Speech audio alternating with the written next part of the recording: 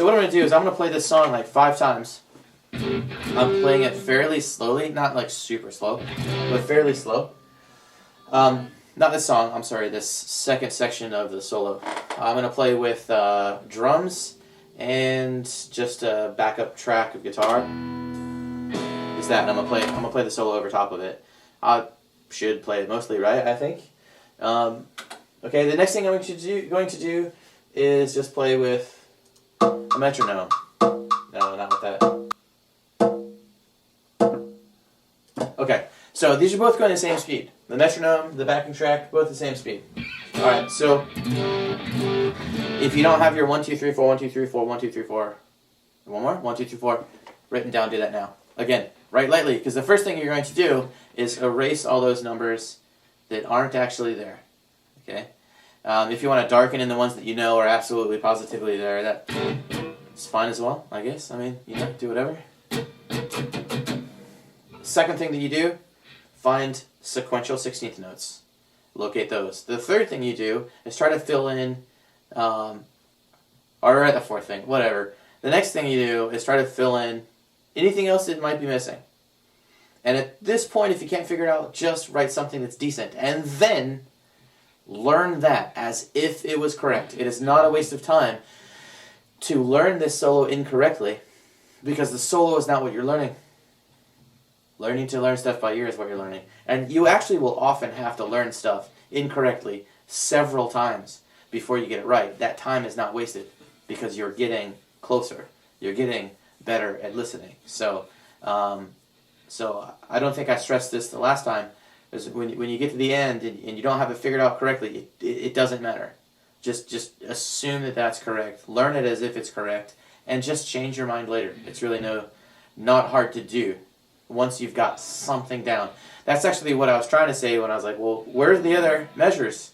You know, do it wrong first. You know, don't require that the first thing you do is right. Ready?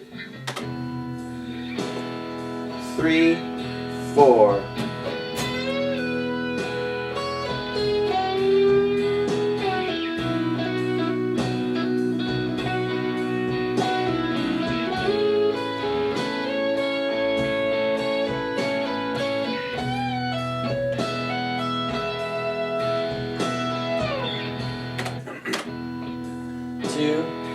Ready again, and oh, that was wrong. Take a moment to erase whatever you think you need to. Ready, and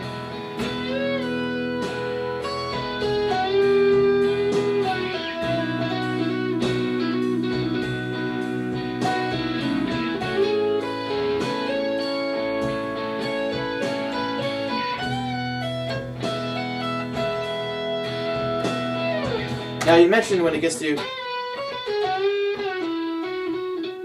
that part, I think it's really hard to figure out what that is. Figure out, okay, how long it takes, or no. Figure out where that goes. And then just like leave a space there, or just do stuff. Like when I go, that's not correct. I mean, he doesn't even do that. He's got like the whammy bar. But if I do it with correct rhythm, if I do it with style, it still sounds good. So just write something in there, or write nothing at all in there. Just find the, okay? And then continue from there. 2, ready, and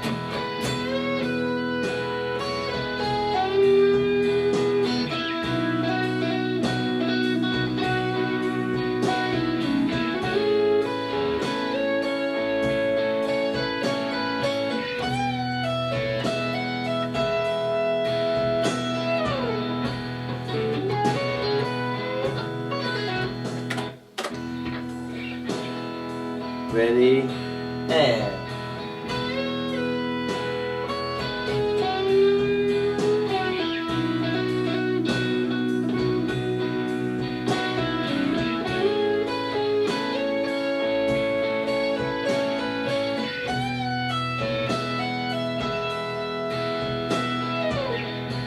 last time with this, and then we're going to switch to the metronome. I was actually trying not to say anything between each time because I realized that you're going to have to listen to this every single time you restart this. Sorry. It's cold in here. I turned the heater off. And now, like the death blizzard of 2014 Part 2 is on its way. So it's actually cold in here. Ready? And...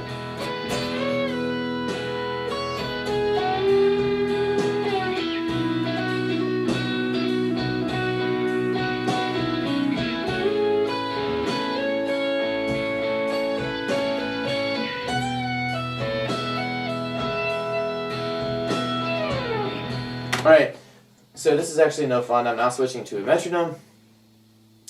Not that I don't think metronomes are fun, I think they're awesome, but it's just after doing that.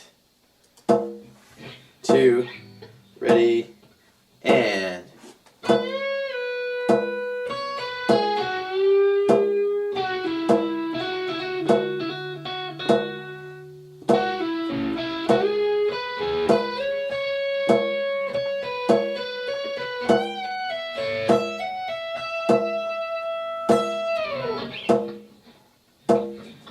Ready, and...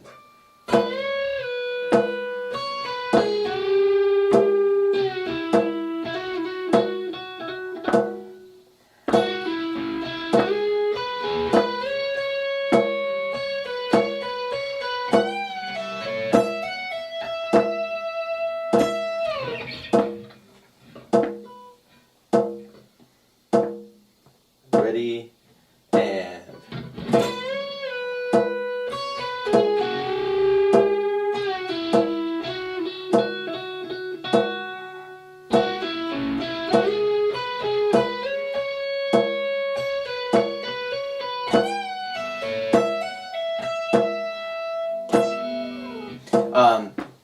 keep your foot tapping. That makes a difference. Ready? Last time.